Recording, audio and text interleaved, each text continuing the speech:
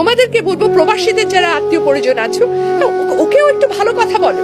ছোট ছোট ভালো কথা বলা যায়, কিন্তু এবার ঘি বানায় উঠায় রাখবো, তুমি আসলে গরম ভাতে ঘি দিয়ে খাবা, কতদিন হাতের টেনে ঘি খাওয়া, এরকম যা চট্টক সামর্থ্য আছে, কিন্তু তাকেও একটু একটা দুটো ভালো কথা বলতে হয়।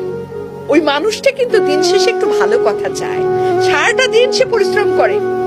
এবং প্রবাস জীবন না, প্রবাস জীবন ছায়াছবির গল্প না। সিনেমায় দেখলাম প্রবাস, না রে ভাই, আসল প্রবাস বড় কষ্টের।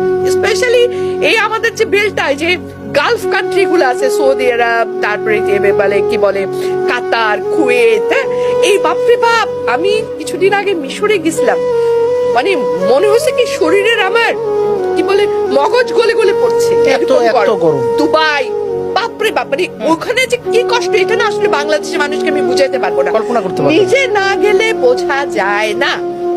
তো এখানে যারা কাজ করছে, কত কষ্ট করছে, আমি তো তাদেরকে স্যালুট করি যে ওরা মানুষ না।